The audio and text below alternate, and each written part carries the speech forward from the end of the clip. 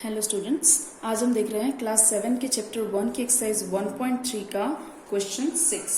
आगे वाले क्वेश्चन मैं पहले ही मेंशन कर चुकी हूँ अगले वीडियो में, तो आप चाहो तो देख सकते हो।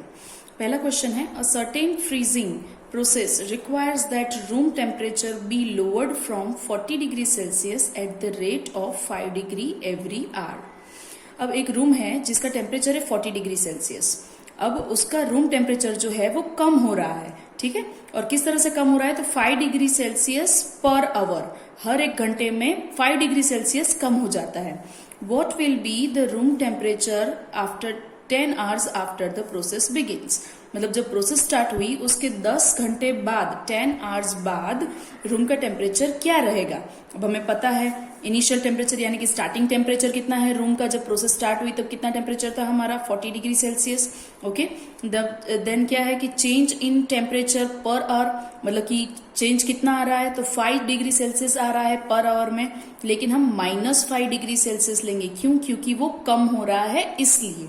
ओके, उसके बाद बोला है कि change in temperature after 10 hours. अब 1 आवर में, पर 1 आवर में -5 डिग्री सेल्सियस चेंज आता है, तो 10 आवर्स में कितना आएगा, तो 10 मल्टीप्लाई बाय -5 हम कर देंगे तो -50 डिग्री सेल्सियस आंसर आ जाएगा। ओके, मैं यहाँ पे डिग्री लिख देती हूँ, तो -50 डिग्री सेल्सियस। अब फाइनल टेम्परेचर क्या होगा, तो जो इनिशियल टेम्परेचर है वो और फाइनल टेम्परेचर उसमें से माइनस कर देंगे तो हमें पता चल जाएगा। तो 40 डिग्री सेल्सियस हमारा फाइनल स्टार्टिंग टेम्परेचर था, -50 डिग्री सेल्सियस जो है वो हमारा न्यू टेम्परेचर है। तो हमें आंसर पता चल जाएगा कि -10 डिग्री सेल्सियस हमारा फाइनल टेम्परेचर हो जाएगा। अब देखते हैं उसी एक्सरसाइज का question 7। In a class test containing 10 questions 10 questions, मतलब कि एक क्लास टेस्ट है जिसके अंदर 10 क्वेश्चंस पूछे जाएंगे।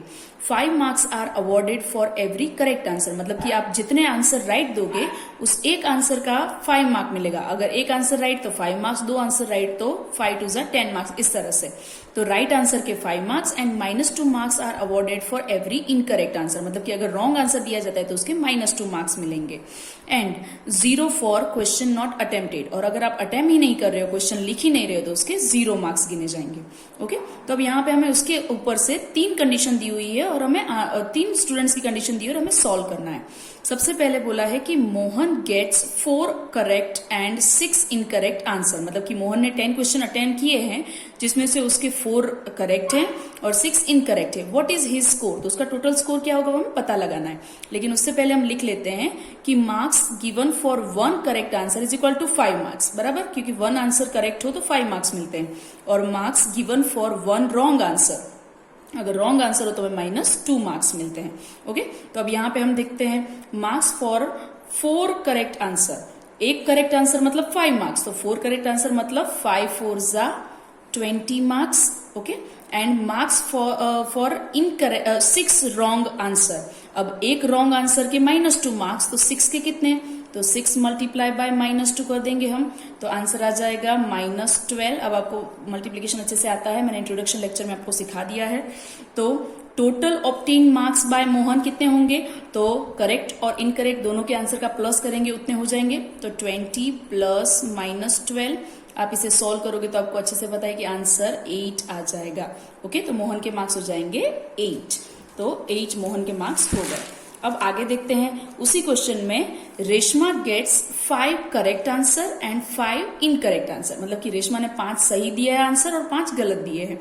तो मार्क्स फॉर 5 करेक्ट आंसर, एक करेक्ट आंसर का 5 मार्क्स, तो 5 करेक्ट आंसर के कितने मार्क्स, तो 5 5 जा 25 एंड 5 इनकरेक्ट आंसर, तो एक इनकरेक्ट आंसर के -2 मार्क्स थे, तो 5 के कितने होंगे, तो मल्टीप्लाई बाय 5, तो आंसर हो जाएगा -10।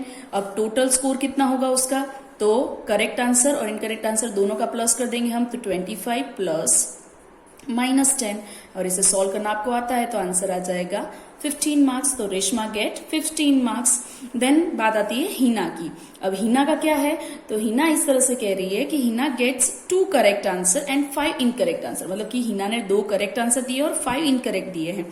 तो marks for 2 correct answer is equal to क्या हो जाएगा 2 multiply by 5 is equal to 10 and marks for 5 incorrect. Incorrect answer का कितना था -2 और मल्टीप्लाई बाय 5 इनकरेक्ट आंसर है तो मल्टीप्लाई बाय 5 करते हैं तो 5 2 जा -10 और ऊपर से उसने ये भी बोला है कि ये हो गया 2 करेक्ट एंड 5 इनकरेक्ट तो उसने 7 ही क्वेश्चन अटेम्प्ट किए तो बाकी के जो अटेम्प्ट नहीं किए उसके आंसर तो उसके मार्क्स तो 0 ही होंगे। ओके तो हम कह सकते हैं यहाँ पे कि not attempted question, not attempted question is equal to 0 marks. Okay तो यहाँ पे मैं स्कोर गिनूंगी तो कितना हो जाएगा 10 प्लस -10 प्लस 0। अब 10 प्लस -10 तो 0 ही होता है और 0 प्लस 0 भी 0 होगा तो हिना के मार्क्स कितने हो जाएंगे 0। ओके इस तरह से आपको पता चल जाएगा। अब देखते हैं क्वेश्चन 8।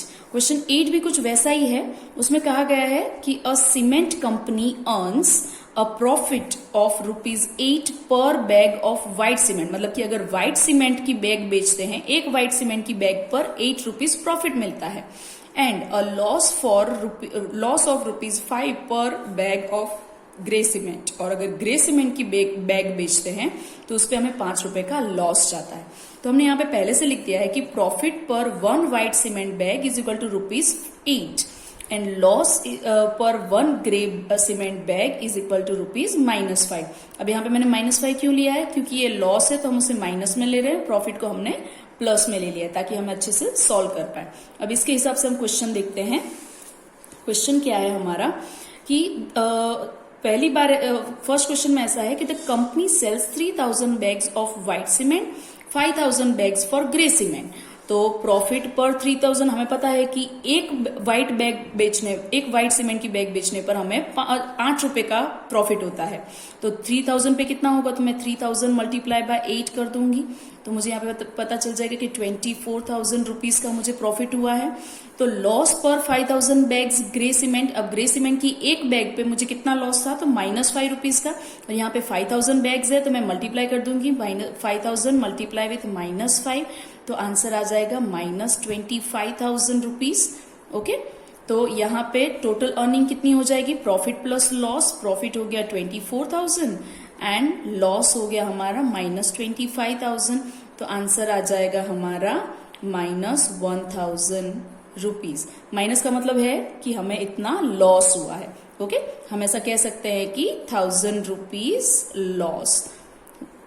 माइनस सिंबल का मतलब है लॉस। ओके अब उसी में सेकंड क्वेश्चन कुछ इस तरह से है कि what is the number of white cement bags it must sell to have neither profit nor loss. मतलब कि अब हम कितनी व्हाइट सीमेंट बेचेंगे कि हमें प्रॉफिट भी नहीं होना चाहिए और लॉस भी नहीं होना चाहिए। प्रॉफिट भी ना हो लॉस भी ना हो, इसका क्या मतलब हुआ कि लॉस माइनस में है और प्रॉफिट प्लस में है। अगर लॉस के जितना ही प्रॉफिट हो तो हमारा लॉस और प्रॉफिट दोनों एक दूसरे को इक्वल हो जाएंगे तो बाद में आंसर 0 हो जाएगा। तो हमारा ना प्रॉफिट होगा ना ही लॉस होगा तो हमें प्रॉफिट एंड लॉस दोनों को सेम करना पड़ेगा।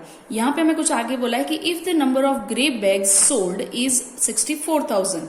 मतलब कि ग्रे बैग्स कितनी बिकी है 64,000 तो लॉस पर 64,000 बैग्स ऑफ ग्रे सीमेंट।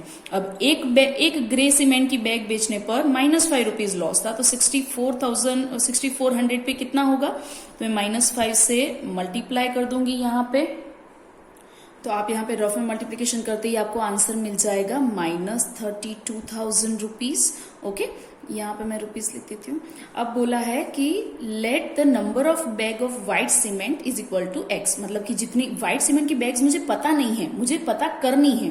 तो सपोज मैंने उसकी जगह पे x ले लिया कि सपोज समझ लो कि मैंने x व्हाइट सीमेंट बैग्स बेची है तो प्रॉफिट पर x bags of white cement. अब एक बैग व्हाइट सीमेंट पे प्रॉफिट कितना था ₹8 का तो x बैग पे कितना होगा तो x मल्टीप्लाई बाय 8 तो हम लिख देंगे यहाँ पे 8x rupees. Okay 8x rupees हमारा प्रॉफिट हो गया। अब मैंने पहले ही बोला था कि हमें ना प्रॉफिट और ना लॉस लाने वाली कंडीशन हो। इसका क्या मतलब है कि प्रॉफिट और लॉस सेम होना चाहिए तो मैं प्रॉफिट और लॉस सेम रख दूंगी तो आंसर 0 हो जाएगा। तो प्रॉफिट में देखती हूँ मेरा प्रॉफिट कितना हुआ 8x और लॉस कितना हो गया मेरा -32,000। ओके तो तो यहाँ पे लॉस हो जाएगा हमारा -32,000 और उन दोनों का प्लस हो जाएगा 0। अब मैं 32,000 को इक्वल टू के दूसरी साइड लेकर जा रही हूँ तो वो प्लस हो जाएगा, तो यहाँ पे हो जाएगा 8x is equal to 0 plus 32,000, जिसका 0 प्लस 32,000 तो 32,000 ही रहेगा। अब मैं 8 को भी दूसरी साइड ले जाऊँ क्योंकि मुझे x चाहिए, इसलिए तो अब x के 8 जो है वो x के मल्टीप्लाई में है, इक्वल टू के दूसरी साइड जाएगा तो वो डिवीजन में चला जाएगा, तो x is equal to 32,000 divide by 8, तो आंसर आ जाएगा 4,000। मतलब क्या हुआ कि x जो थी वो हमारी नंबर ऑफ व्हाइट बैग्स थी और x के इक्वल में 4,000 मिला, मतलब कि हमारी नंबर ऑफ व्हाइट बैग्स हो जाएगी 4,000। ओके, तो इस तरह से ये क्वेश्चन सॉल्व हो जाएगा। अब देखते हैं क्वेश्चन 9। क्वेश्चन 9 में हमें फिल इन द ब्लैंक्स बोला है। उसमें पहली ब्लैंक दी हुई है -3 multiply by blank is equal to 27।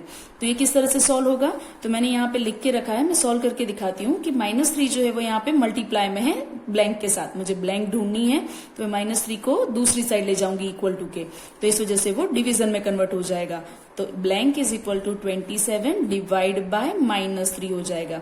अब यहाँ पे नंबर का डिवीजन और सिंबल का तो हमें रूल्स पता ही है, तो 27 डिवाइड बाय 3 9 हो जाएगा और इसका प्लस माइनस माइनस हो जाएगा, तो आंसर आ जाएगा -9। मैं यहाँ पे भी लिख दूंगी -9। सेम यहाँ पे हमारी दूसरी ब्लैंक है कि 5 multiply by blank is equal to -35, तो मैं यहाँ पे लिख देती हूँ -35। अब सॉल्व करने के लिए 5 को दूसरी साइड ले जाएंगे, यहाँ पे मल्टीप्लाई में है तो इक्वल टू के दूसरी साइड डिवीजन हो जाएगा, तो blank is equal to -35 divide by 5।